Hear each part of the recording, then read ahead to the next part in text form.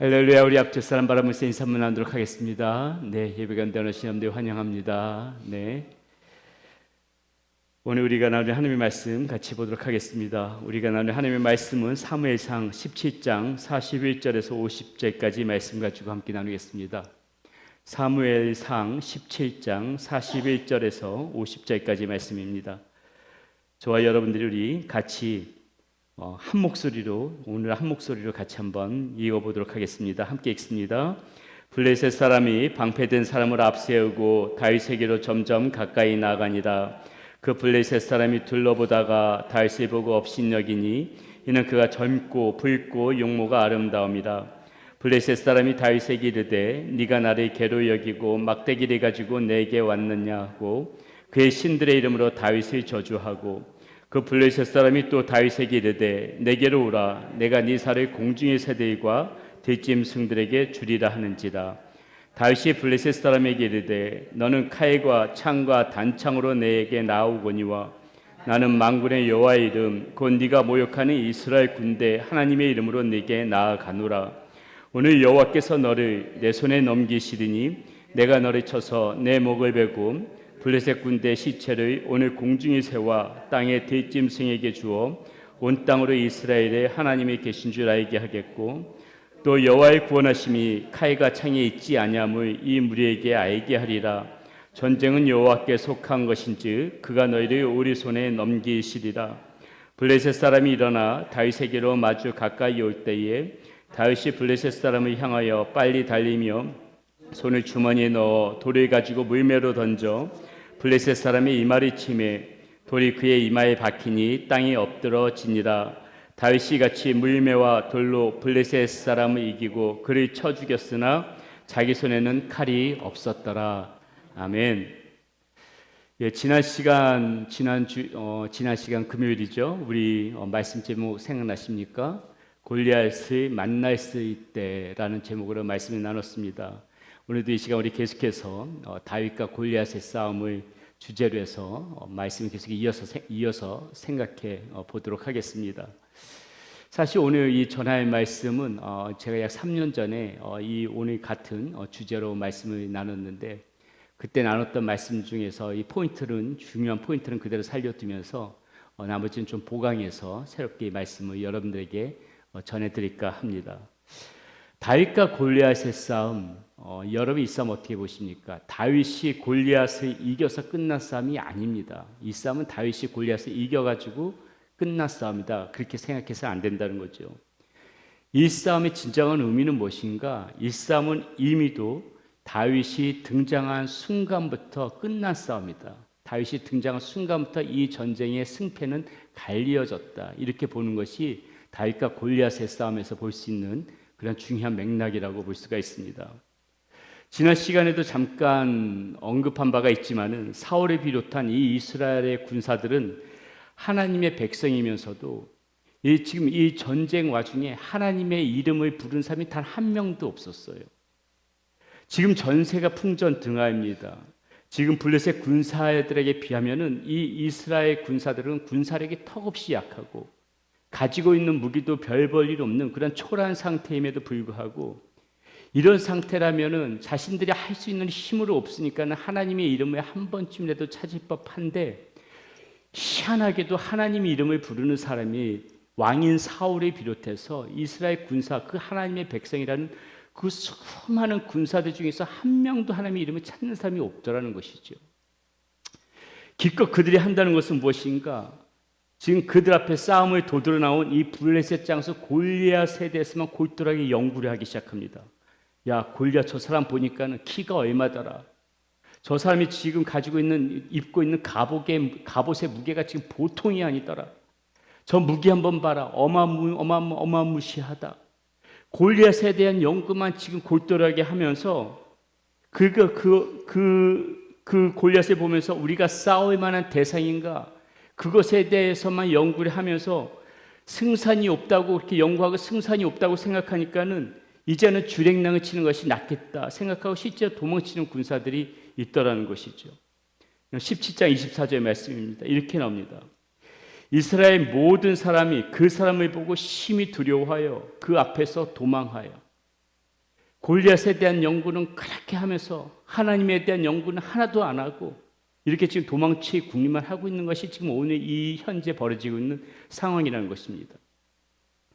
자, 이러한 상황에서 지금 다윗이 나타나서 어떻게 해요? 처음으로 지금 이 전쟁의 한복판에서 하나님의 이름이 나타납니다. 다윗을 통해서 하나님의 이름이 처음으로 선포되어지는 거예요. 26절 말씀 보겠습니다. 다윗이 곁에 서 있는 사람들에게 말하여 이르되 이 블레셋 사람이 죽여 이스라엘의 치욕을 제거하는 사람에게는 어떠한 대우를 하겠느냐? 이 할례 받지 않은 블레셋 사람이 누구이기에 살아계시는 하나님의 군대를 모욕하느냐? 여러분 신기하지 않습니까? 그 전쟁이 계속해서 지금 벌어지고 있는 상황인데 지금 처음 다윗의 입을 통해서 하나님이란 말이 처음으로 나오더라는 거예요. 하나님의 군대를 모욕하느냐? 바로 이 순간 사실상 싸움은 끝난 싸움이라는 거예요. 다윗이 골리앗을 무너져서 이긴 싸움이 아니라 하나님의 이름이 여기서 다윗의 입술에서 튀어나오는 순간에 싸움은 끝났다는 것이에요. 아무도 하나님의 이름을 부르지 않고 골리앗 이렇게 골리앗 이름만 거론할 때에 지금 다윗은 등장한 순간부터 제가 찾아봤어요. 하나님의 이름을 다윗이 몇 번 말하는 줄 아세요? 10번을 말해요. 10번을. 군사들 사울은 골리앗 하는데 다윗은 계속해서 하나님 10번의 이야기를 해요.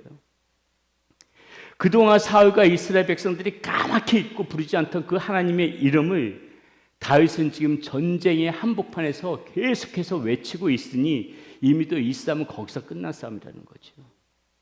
다윗과 골리앗의 싸움이 하나님이 하신 싸움이라고 말하고 싶지 않은 사람들이 이렇게 말할지 모르겠습니다.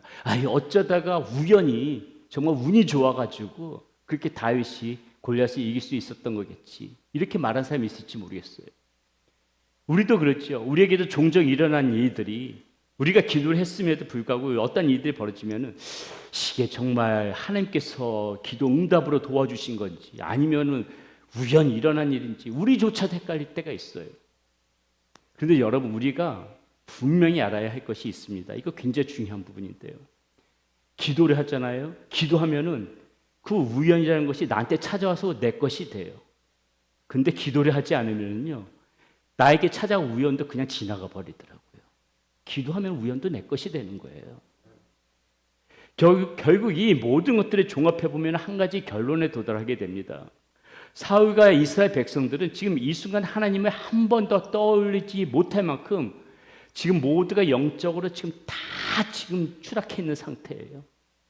모든 사람들이 다 영적으로 지금 바닥에 있는 상태인데 오직 한 사람 다윗만 영적으로 깨어 있다는 것이에요. 이 말씀에 종합해 보면 그거 아니겠습니까? 하나님의 이름을 떠올릴 수 있는 사람이 그 많은 사람 중에서 단 한 사람 다윗밖에 없더라는 것이죠.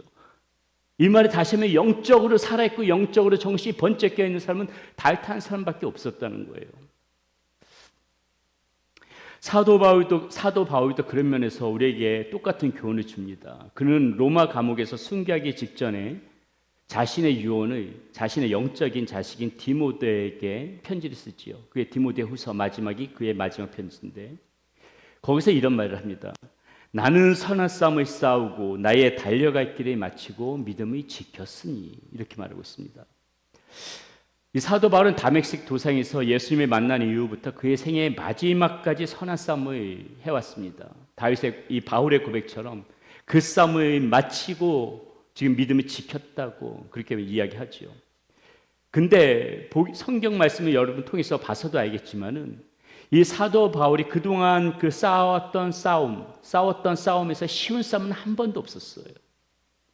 매 순간마다 그는 골리앗과 같은 그런 상황에 매번 처해왔던 것이 사도 바울의 생애의 모습이었습니다.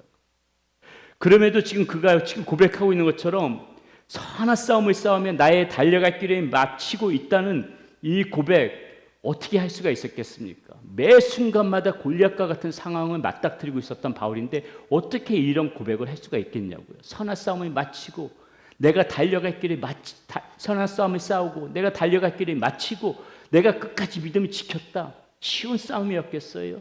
그 길이 쉬운 길이었겠어요? 어떻게 이 바울이 이런 고백을 할 수 있었을까요? 영적으로 무너지지 않았기 때문에 가능한 거예요. 영적으로 깨어 있었기 때문에, 어떤 상황 속에서도 영적으로 무너지지 않았기 때문에 그게 가능했던 거죠. 바울이 좌절시키는 일 수없이 많았을 겁니다. 그를 두렵게 만드는 일 왜 없었겠어요? 수없이 많았을 것입니다.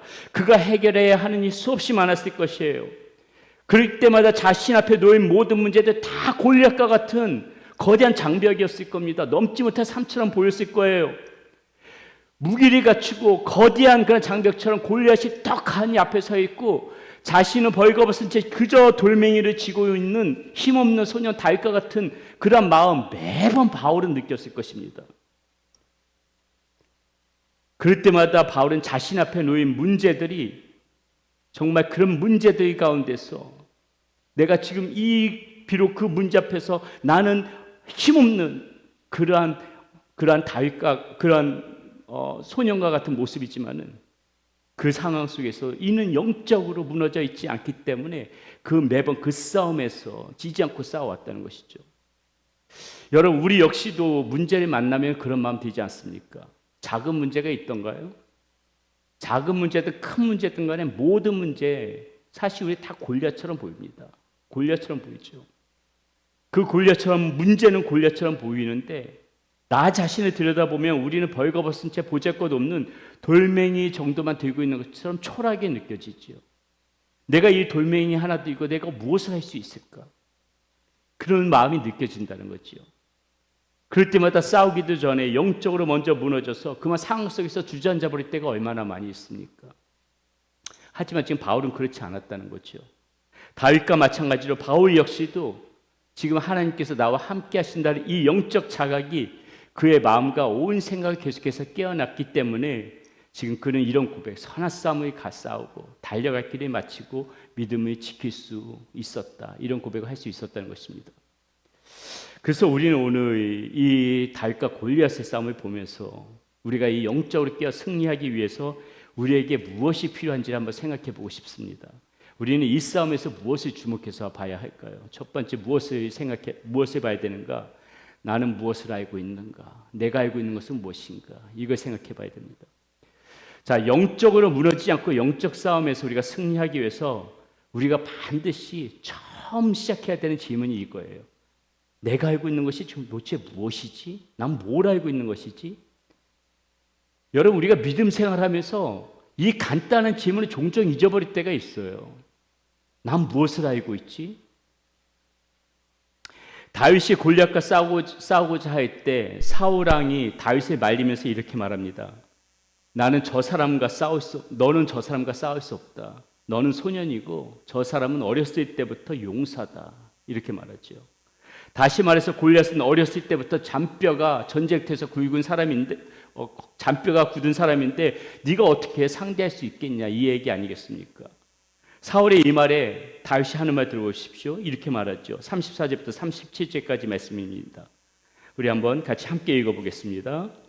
다윗이 사울에게 말하되 주의 종이 아버지의 양을 지킬 때에 사자나 곰이 와서 양떼에서 새끼를 물어가면 내가 따라가서 그것을 치고 그 입에서 새끼를 건져내었고 그것이 일어나 나를 해하고자 하면 내가 그 수염을 잡고 그것을 쳐 죽였나이다.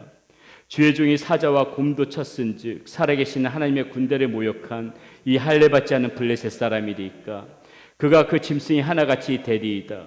또 다윗이 이르되 여호와께서 나를 사자의 발톱과 곰의 발톱에서 건져내셨은즉 나를 이 블레셋 사람의 손에서도 건져내시리이다.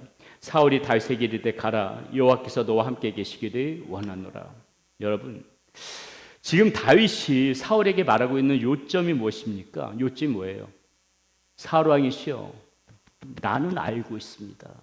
나는 알고 있습니다. 뭘 알고 있다는 거예요? 하나님이 내가 지금까지 살아오면서 이 목동 생활을 해오면서 하나님이 나에게 어떻게 해주셨는지 알고 있습니다. 이 얘기하는 거 아니에요? 지금 이 얘기잖아요. 오늘까지 내가 이렇게 살아온 데에 하나님께서 얼마나 많은 은혜를 베풀어 주셨는지 나는 알고 있어요. 그거를 지금 이 곰과 사자를 비유로 해가지고 말하고 있잖아요. 곰과 사자가 내 양을 물고 가면은 제가 작대기 하나 들고 돌멩이 하나 들고 쫓아갔습니다. 쫓아갔어요. 근데 희한하게도 그 사자와 곰이 나의 작대기에 도망가고 물었던 양들을 내놓고 이런 일들이 벌어지더라고요. 저는 그걸 봤어요. 알고 있어요. 어떨 때는 사자와 곰이 나를 공격해와요. 내 목숨을 해치려고 하면은 제가 그 수염을 붙잡고 쳤더니 죽더이다. 나는 알고 있어요. 그걸 경험해 봤어요. 하나님께서 이게 자신이 이 다윗이 이 고백을 할 때 자신이 힘이 세다는 고백입니까? 어떻게 그런 일이 벌어졌는지 모르지만은 하나님께서 나와 함께 하시니까 이게 되더이다. 나는 그 사실을 알고 있습니다. 그래서 하는 말이 뭐예요? 아니 그 사납고 용맹한 사자나고 그 맹수들도 내가 작대기로 돌팔 매질로 수염도 잡고 치며 죽고 그랬는데 저까지 골리앗 하나쯤이야. 내가 그 사실을 알고 있는데 저까지 골리앗 하나쯤이면 내가 못 무찔릴 것이 무엇입니까? 지금 이 얘기하고 있다는 거죠. 나는 알고 있다. 사랑하는 여러분, 이것이 다윗의 고백만 되겠냐는 거죠. 저와 여러분들에게 이와 같은 고백이 없을까요? 한번 생각해 보자고요. 이민 생활 와서 말도 통하지 않고 여러 가지 그런 직업을 가지고 오늘까지 살아왔는데 그렇게 살아오면서 내일 하루 또 어떻게 살아가야 되나 그런 고민들 다 해보셨죠. 한국에서는 그 잘 생활하다가 어렵게 이민 와서 생각해보지도 않았던 그런 일들을 해나가고 있는 나의 모습을 보면서 지금 내가 여기서 뭐 하고 있는 거지? 그런 생각들 한 번쯤은 다 해보셨죠. 나보다 나을 것 하나도 없는 사람인데 영어 좀 잘하니까 괜히 그 사람 앞에서 기죽었던 일들이 있고 서류 하나에도 아이들 불러가지고 읽어보라고 해야 되고 신분 때문에 지나가는 경찰차만 봐도 가슴이 콩닥콩닥 뛰던 그런 시간도 아마 여러분들 겪어왔던 분들도 계시고 혹이나 또 겪고 계신 분들도 계실지 모르겠습니다. 그런데 여러분, 그런 하루하루 힘들었던 그런 생활 속에서 견딜 수 없을 것만 같았는데 여러분 어때요? 돌이켜보니 오늘 지금 여기까지 와 있네요. 돌이켜보니까는 어느새 지금 자녀들 교육시키고 출가해 있네요. 돌이켜보니까는 그래도 밥은 굶지 않고 있네요. 여러분들 그렇게 살아오기 위해서 정말 열심히 살아오셨던 거 압니다. 열심히 살아오셨겠지만은 근데 여러분 솔직해 보자고요. 그것이 정말 여러분의 힘만으로 다 되어진 일입니까? 내가 열심히만 살았다고 과연 이렇게 되어질까요? 보이지 않는 그 순간에 누군가가 어떤 분이 그래 하나님이 나를 잡아주지 않으셨다면은 우리가 그 수많은 고비들 다 내 힘만으로 그렇게 다 넘어왔을 것이라고 장담할 수 있습니까? 하나님이 보이지 않는다고 해가지고 다 내 힘으로 한 것 같아요? 그렇지 않지요. 그렇지 않죠. 그러므로 우리가 오늘도 맞닥뜨리는 이 골리앗과의 싸움에서 승리의 길로 나아가기 위해서는 우리가 무엇을 알아야 되는 거예요? 하나님께서 언제나 나와 함께 하셨었구나. 그거 알자는 거예요. 지금도 그 하나님께서 여전히 지금도 함께 하시는구나. 그거 알자는 거예요. 그리고 앞으로도 하나님께서 나와 함께 하실 거구나. 그거 알자는 거예요. 그걸 알아야 된다는 거예요. 신명기 1장 31절은 우리에게 이렇게 말씀해 주고 있습니다. 광야에서도 너희가 당하였거니와 사람이 자기의 아들을 안는 것 같이 너희 하나님 여호와께서 너희가 걸어온 길에서 너희를 안으사 이곳까지 이르게 하셨느니라. 여러분, 이렇게 하나님께서 안으셨던 게 이스라엘 백성들, 과거의 이스라엘 백성들만 안으셨겠어요? 그거 알려주시기 위해서 이 성경 말씀에 이 말씀을 기록해 놨겠습니까? 왜 하나님께서 이 말씀을 기록해 놓으셨겠어요? 지금도 우리가 걸어가는 게 광야길이지요. 인생길 광야길로 비유하지 않습니까? 이 광야길에서 하나님께서 말씀해 주시고 싶은 건 뭐예요? 그때만 이스라엘 백성들이 안았던 내가 아니야. 지금도 너희 걸어가는 길에서 안고 있는 게 나야. 이 말씀 들려주려고 이 말씀 성경 말씀에 기록해 놓은 거 아닐까요? 이 광야길에서 지금도 내가 너를 안고 있단다. 그 사실 좀 알아줘. 이 말씀 해주시고 싶어서 지금 성경 말씀에 이 말씀 기록해 놓은 거 아니겠습니까? 시편 139편에서 다윗은 또 이렇게 고백합니다. 내가 주의 영을 떠나 어디로 가며 주의 앞에서 어디로 피하리이까? 내가 하늘에 올라갈지라도 거기 계시며 스올이 내 자리를 펼지라도 거기 계시나이다. 내가 새벽 날개를 치며 바다 끝에 가서 거주할지라도 거기서도 주의 손이 나를 인도하시며 주의 오른손이 나를 붙드시리이다. 어디서든지 하나님께서 우리들을 붙잡고 계시다는 말씀이죠. 지금 생활이 안정되고 걱정이 없어서 기도하지 않아도 평안하십니까? 기도하지 않으면 한순간도 살기 힘들었던 그때, 그 어려웠던 순간 있었잖아요. 그때 함께 하셨던 그 하나님을 우리는 기억해야 된다는 거예요. 보이지 않는 손으로 우리의 환경을 바꿔주시고 필요한 사람들을 그때그때마다 만나게 해주시고 무엇보다도 여러분이 지쳤을 때 저와 여러분들이 안고 함께 걸어가셨던 그 하나님을 우리는 알고 기억해야 된다는 것입니다. 우리가 알고 있으면서도 종종 우리의 기억 속에서 잊고 있었던 것, 나와 함께 하셨던 하나님, 나를 도우셨던 하나님, 그리고 지금도 여전히 함께 하시는 하나님. 우리가 이 영적 싸움에서 승리하기를 원한다면 우리는 반드시 이 사실, 내가 지금 무엇을 알고 있는가, 나는 지금 무엇을 알고 있는가, 이거 잊지 말고 항상 그것을 기억하면서 살아가야 될 것입니다. 두 번째, 우리가 이 골리앗과 다윗의 싸움을 보면서 무엇을 봐야 되는가? 나는 무엇을 생각하는가? 첫 번째, 나는 무엇을 알고 있는가를 생각해 봤다면, 두 번째, 나는 무엇을 생각하고 있는가 지금? 자, 본문 45절에서 47절 다음과 같이 말합니다. 다윗이 블레셋 사람에게 이르되 너는 칼과 창과 단창으로 내게 나아오거니와 나는 만군의 여호와 이름 곧 네가 모욕하는 이스라엘 군대의 하나님의 이름으로 내게 나아가노라. 오늘 여호와께서 너를 내 손에 넘기시리니 내가 너를 쳐서 네 목을 베고 블레셋 군대 시체를 오늘 공중에 세워 땅의 뒷짐승에게 주어 온 땅으로 이스라엘의 하나님이 계신 줄 알게 하겠고 또 여호와의 구원하심이 칼과 창에 있지 아니함을 이 무리에게 알게 하리라. 전쟁은 여호와께 속한 것인즉 그가 너희를 우리 손에 넘기시리라. 자, 다윗은 자신과 함께 하셨던 그 하나님을 아는 것에서만 그치지 않았어요. 지금도 하나님이 여전히 자신을 도우시고 계시다는 사실을 생각했습니다. 계속 생각했어요. 그래서 지금 이 위기의 순간에 다윗은 그 현장 속으로 하나님을 끌어들이고 있는 것이에요. 생각하고 있으니까 끌어들일 수가 있었던 거예요. 지금 그 이스라엘 군사들과 사울 왕은 생각하지 못하잖아요. 생각하지 못하니까는 지금 절체절명의 위기의 순간 속에서도 하나님 이름 한번 부르지 못하는데 다윗은 지금 골리앗 앞에 당당히 서서 하나님을 생각하니까는 야, 이 싸움 하나님이 끌어오면 이길 수 있는 싸움이다. 생각하니까 이런 일이 벌어지는 거예요. 지금 이 고백을 하는 거예요. 그동안 나와 함께 하셨던 하나님이 바로 지금도 나를 도우실 것이라는 생각에 확신이 있기 때문에 지금 이와 같이 지금 담대하게 그 골리앗 앞에서 갑옷도 잊지 않은 채 돌멩이 손에 돌멩이 5개만 쥐고 이렇게 큰 소리 치고 있더라는 것입니다. 담대하게. 오늘 우리에게 필요한 것이 이것이 아닐까요?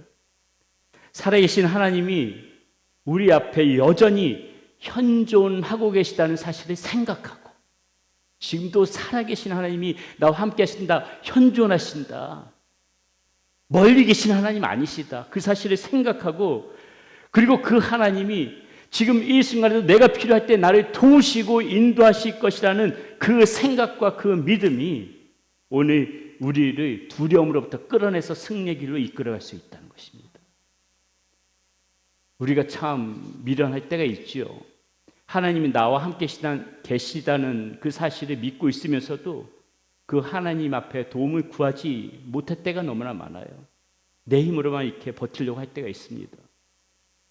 우리가 하나님께서 나를 도와주시는 분이라고, 하나님이 나를 도와주시는 분이라고 생각한다면은 가장 먼저 하나님 앞에 손 내미는 것이 우선일 것 같은데 선뜻 그렇게 하지 못할 때가 있다는 것이죠. 왜요? 생각에 미치지 못하고 그리고 그 생각을 하더라도 확신이 없으니까 우리는 세상 만사 모든 고통 다 짊어진 것처럼 조그만 문제에서도 깊은 한숨과 깊은 탄식을 내뱉더라는 것이죠.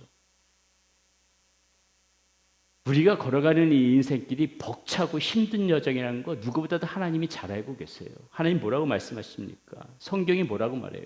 하나님께서 우리의 무엇을 아신다? 체질을 아신다. 체질을. 그리고 우리가 이 단지 먼지뿐임을 아신다. 무슨 말이에요? 쉽게 요약하자면은 아무런 힘도 쓸 수 없는 너희들 아무리 버티고 용하게 이리 뛰고 저리 뛰어봤자 하나님 눈에 보일 때는 정말 연약한 그런 존재밖에 안 된다는 걸 하나님이 잘 아세요. 내가 한순간 너를 도와주지 않고 내가 한순간도 너에게 은혜를 베풀지 않으면은 이리저리 쓰러지고 뒹굴 수밖에 없는 존재라는 걸 하나님께서 누구보다도 잘 아시니까 이 말씀 하는 거예요. 내가 네 체질을 알아. 단지 먼지 보이지도 않는 먼지 이런 먼지뿐인 거 내가 잘 알고 있어. 그렇기 때문에 나의 도움 없이는 네가 살아갈 수 없는 존재이기 때문에 내가 그 너무나도 잘 알고 있으니까는 하나님께서 도우시겠다고 말씀하시는 거 아니에요. 그러니까 도와주시기를 원하신다고 말씀하시는 거예요. 하나님이 우리가 도와달라고 요청하기도 전에 하나님은 이미 그런 마음의 준비를 하고 계시는 거예요. 우리 체질이 아니까는 먼지뿐이면 아니까는 아이고 저 인생 저거 내가 도와주지 않으면 한순간도 살 수 없는 인생이구나. 하나님은 미리 하신다니까요. 하나님은 도와주실 마음을 다 갖고 계세요. 문제는 구하지 않는 우리가 문제지. 그러니 여러분 걷다 지쳐서 넘어진다고 해도 두려워하지 마십시오. 걱정하지 마세요. 하나님의 손이 여러분들이 안으세요. 안고 계세요. 언제든지 도와주실 준비를 하고 계신 거예요. 그러므로 내가 누구를 의지할 것인가를 반드시 생각하십시오. 종종 말씀드리지만은 급한 일 당했을 적에 사람을 먼저 찾으면 우리 사람 의지하는 거지요. 돈을 찾으면 물질에 의지하는 사람이겠고요. 하나님이 먼저 떠올라서 그 자리에 무릎을 꿇으면 그 사람이 진짜 하나님을 의지하는 사람이겠죠. 시편 28편 7절에서 다윗은 이렇게 고백합니다. 여호와는 나의 힘과 방패이시니 내 마음이 그를 의지하여 도움을 얻었도다. 그러므로 내 마음이 크게 기뻐하며 내 노래로 그를 찬송하리이다. 여러분, 우리가 이 세상에서 힘을 내어 살기 위해서는 이와 같이 오늘 내가 무엇을 생각하면서 지금 살아가고 있는가, 이게 중요하다는 것입니다. 우리 중에는 육신의 질병으로 힘들어하시는 분들이 계시죠. 경제적인 어려움 때문에 이 낯선 땅에서 힘들어하시는 분들이 계십니다. 사람한테 상처받고 이리저리 또 마음 가운데 상처 입으면서 살아가시는 분도 계십니다. 그렇지만 여러분, 그 탄식 가운데, 그 힘든 상황 가운데 하나님께서 여전히 우리와 함께 하시고 도와주시기를 원하신다는 것을 우리가 항상 생각하세요. 보이지 않는다고 해서 하나님께서 직접 그 육성으로 들려주지 않는다고 해서 하나님이 나를 떠났다고 생각하시면 안 돼요. 하나님의 손은 여전히 나를 붙잡고 있습니다. 이 생각 하나만 변함없이 우리 가슴에 새기고 있다면은 우리는 삶에서도 승리하고 영적으로도 승리할 수가 있다는 것이죠. 마지막으로 우리는 무엇을 봐야 되는가? 내가 지금 가지고 있는 무기는 무엇인가? 이거 봐야 됩니다. 하나님께서 우리와 늘 함께 하시는 것을 알라고 말씀드렸습니다. 지금도 그 하나님께서 나를 돕고 계시다는 그 사실을 반드시 생각하면서 살아가야 된다고 말씀드렸습니다. 그럼에도 불구하고 여러분, 이게 아주 중요한 부분입니다. 우리가 아무것도 알고 생각하고 있어도 아무것도 하지 않는다면은 우리는 골리앗이라는 두려움 속에서 벗어나기가 쉽지가 않아요. 안다고 해도, 생각한다고 해도. 다윗은 지금 이 싸움에서 승리하기 위해서 지금 큰 소리만 친 게 아니라는 것이죠. 그는 어떻게 했는가? 이 싸움을 승리하기 위해서 자신에게 가장 친숙한, 그리고 당장 자신이 사용할 수 있는 그 물매를 손에 들었습니다. 48절 50절 말씀 보겠습니다. 블레셋 사람이 일어나 다윗에게로 마주 가까이 올 때 다윗이 블레셋 사람을 향하여 빨리 달리며 손을 주머니에 넣어 돌을 가지고 물매로 던져 블레셋 사람의 이마를 치매 돌이 그의 이마에 박히니 땅이 엎드러지니라. 다윗이 같이 물매와 돌로 블레셋 사람을 이기고 그를 쳐 죽였으나 자기 손에는 칼이 없었더라. 아무것도 없었다는 거죠. 오직 돌멩이만 쥐고 있었다는 거예요. 여러분, 우리가 골리앗이라는 거대한 장벽과의 싸움에서 승리하기 위해서 오늘 지금 말씀에서 보다시피 반드시 칼이 필요한 것이 아니에요. 날카로운 창이 필요한 것이 아닙니다. 어떤 사람들은 내가 이 두려움을 극복하고 승리로 나가기 위해서는 뭔가 특별한 그런 장치가 필요하다고 생각합니다. 특별한 칼, 날카로운 창이 있어야만 나는 이길 수 있을 거라고 생각을 합니다. 예, 때로는 그것이 분명히 도움이 될 수도 있습니다. 그런데 여러분, 보다 중요한 것은 무엇인가? 영적인 싸움은 그게 다가 아니라는 거예요. 이 영적인 싸움에서 승리하기 위해서 우리가 해야 하는 일은 무엇인가? 지금 당장, 지금 내가 할 수 있고 가장 하기 쉽고 가까이 있고 내가 가장 자신 있는 그것을 손에 들 줄 알아야 되는 거예요. 내가 당장 쓸 수 있는 것이 눈앞에 있고 당장 내가 그것을 손에 쥐고 가까이 있는 것이 있음에도 불구하고 우리는 자꾸 뭔가 특별한 걸 찾아요. 하나님, 내가 이것을 하기 위해서 날카로운 칼이 필요한데요. 하나님, 내가 승리하기 위해서는 정말 아버지 무서운 그런 창이 필요한데요. 가까이 있는 것을 내두고 자꾸 멀리 있는 것, 그것 때문에 찾다가 시간 다 허비하더라는 것이죠. 막연하게 보이지 않는 칼자루를 그리워하는 것이 아니라 지금 내 손에 잡히는 내가 당장 들고 싸울 수 있는 그것이 무엇인가 생각하란 말이에요. 하나님은 그거 가지고도 능히 역사하시는 하나님이라는 걸 우리는 자꾸 잊어버려요. 좀 더 쉽게 말씀드리면은 명망이 있고 뛰어난 목사님들의 설교를 찾아 들으면서 유튜브에서 그런 목사님 들으면서 이 목사님만이 나에게 힘을 줄 거야. 이 목사님만이 영적이, 이 목사님만이 능력이 있을 거야. 물론 그것도 도움이 되지만은 부족하지만 그냥 제 설교, 우리 강 목사님 설교에 은혜를 받는 게 좋다고 이제 이런 말씀을 드리려고 하는 거지요. 가까이 있는 곳에서 찾으니까 왜 자꾸 멀리 있는 곳에서?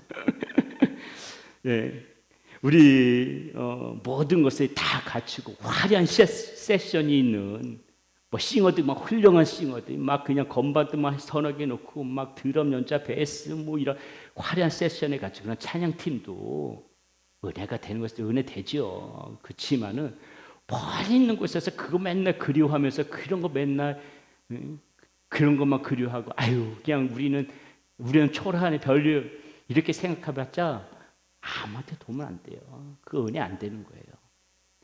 가까이 있는 우리 찬양팀에서 은혜 받으시란 말씀이에요. 가까이 있는 우리 찬양팀에서 기도원에서 기도하면서 기도원에 가야만 내가 성령 충만 받는다 이럴 게 아니라 금요 성령 집에 지금 전 나와서 기도하시라는 소리예요. 가까이서 찾아가니까 가까이에서 조직과 시스템이 잘 갖춰진 상태에서 내가 갈고 닦은 칼을 우리 시스템만 잘 갖춰지면은 내가 그때 아주 이 칼에 갈 거야 하면서 그거 기다리는 것이 아니라 지금 내가 당장 들 수 있는 무기를 가지고 내가 우리 지금 교회를 위해서 무엇을 할 수 있는가 내가 할 수 있는 작은 일이 무엇인가 그것부터 찾으라는 말씀이에요. 내가 들 수 있는 무기를 가지고 오늘의 현장에서 무엇인가 내가 하나님 앞에 쓰임받고자 할 때 그때 우리는 영적으로 깨어있으면서 승리를 나갈 수 있다는 거예요.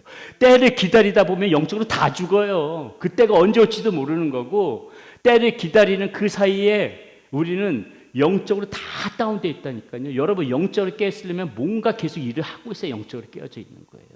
작은 일이라도 내가 손을 들 수 있는 무게 가지고 무엇인가 하나님을 위해서 할 때만이 영적으로 깨어져 있는 거지 내가 때가 되면 할 거야 기다려 보세요. 때가 와서도 못해. 왜? 영적으로 다 다운되어 있는 상태걸요. 그때는 아무것도 하기 싫을걸요. 안 되는 거예요. 당장 내가 할 수 있는 작은 일 가지고 할 때 영적으로 깨어져 있는 거예요. 막연하게 그렇게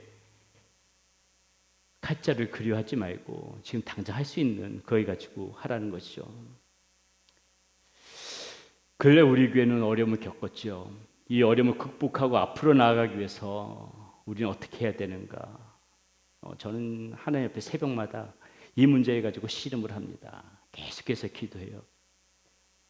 하나님께서 지금 이 상황에서 우리 교회에 바라는 것이 과연 무엇일까? 묻고 또 묻습니다. 우리끼리 좋고 행복하고 즐거워하는 모습, 단지 그게 하나님이 기대하는 모습일까? 아무리 생각해도 그것만은 아닌 것 같아요. 그게 전부는 아닌 것 같아요. 그런 모습도 필요하지만은 하나님께서 기대하시는 우리 교회에 대해서 기대하시는 모습은 그것만은 아닐 거라는 생각이 들죠. 기도할수록 그런 마음이 들어요. 하나님께서 저에게 계속해서 주시는 말씀도 그건 아니에요.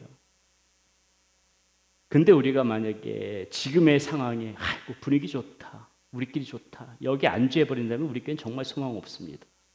하나님께서 분명히 우리에게 촛대 옮기실 거예요. 그렇게 되면은.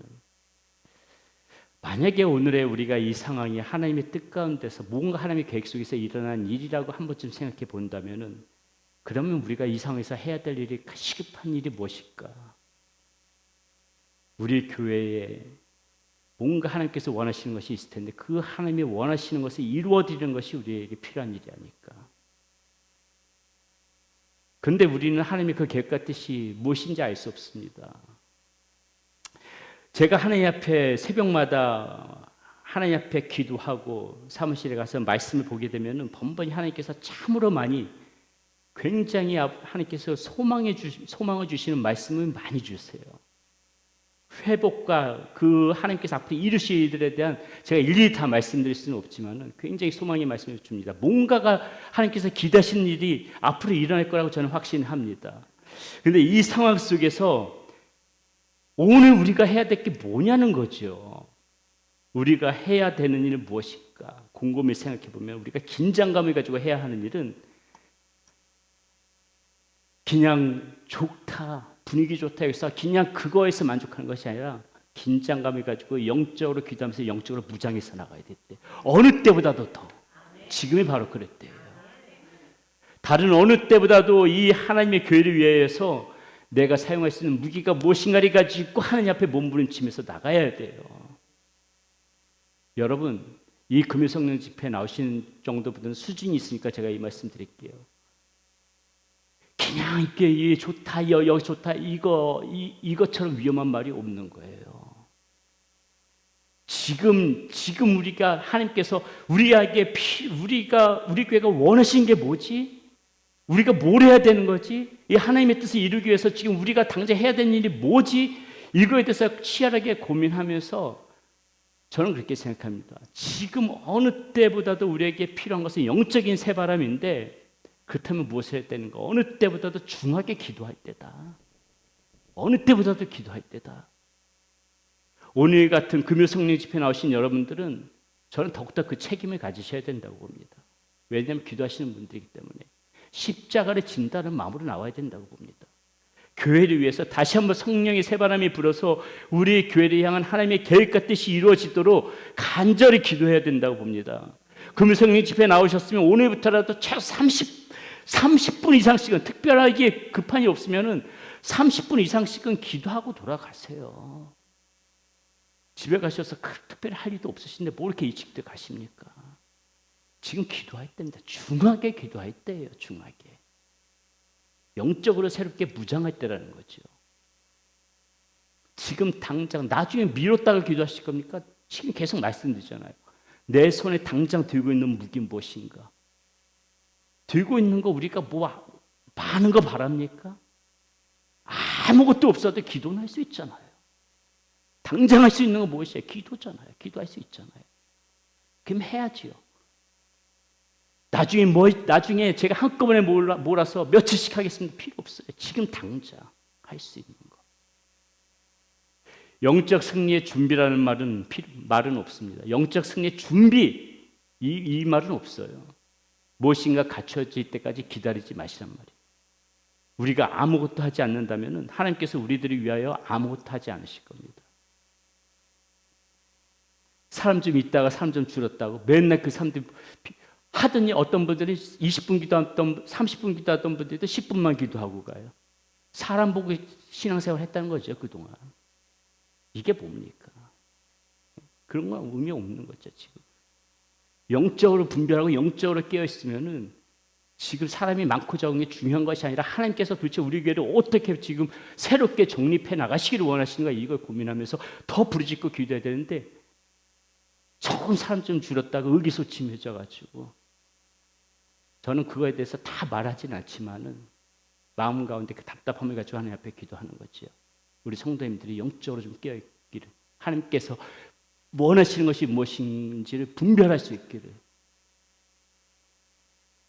우리들의 진심으로 이 위기를 극복하고 승리의 길로 나가고 싶다면은 우리들이 할 수 있는, 들 수 있는 무기를 반드시 손에 들어야만 합니다. 작은 돌멩이, 물매 하나라도 우리가 들 수 있다면 하나님께서 그 물매를 통하여서 놀라울 정도로 영적인 기쁨, 영적인 승리를 안겨주실 거라는 것을 믿으시기 바라겠습니다. 말씀을 정리합니다.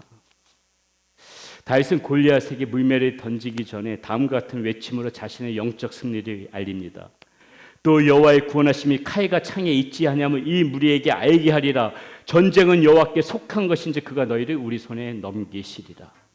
우리에게는 매 순간이 전쟁입니다. 삶에서도 그렇고 신앙에서도 그래요. 그러나 여러분 두려워하지 마십시오. 우리가 영적으로 깨어 있으면 우리와 함께 하시는 하나님 경험할 수 있습니다. 전쟁은 여호와께 속한 거예요. 우리가 할 수 있는 게 아니에요. 하나님에 속했기 때문에 모든 문제들, 모든 위기를 다 하나님 앞에 맡기고 가면 되는 겁니다. 과거로부터 지금까지 여러분들의 인생 고비고비마다 함께 하셨던 그 하나님을 기억하시기 바랍니다. 그 하나님께서 여전히 지금도 저와 여러분들을 붙잡고 있다는 사실을 생각하시기 바랍니다. 그리고 그 하나님의 역사심은 저와 여러분의 작은 물매에서부터 시작된다는 사실을 우리는 깨달아야 할 것입니다. 이 사실을 기억하면서 영적 승리로 나가시는, 또 영적인 승리의 삶을 살아가시는 여러분이 되시길 축원드리겠습니다.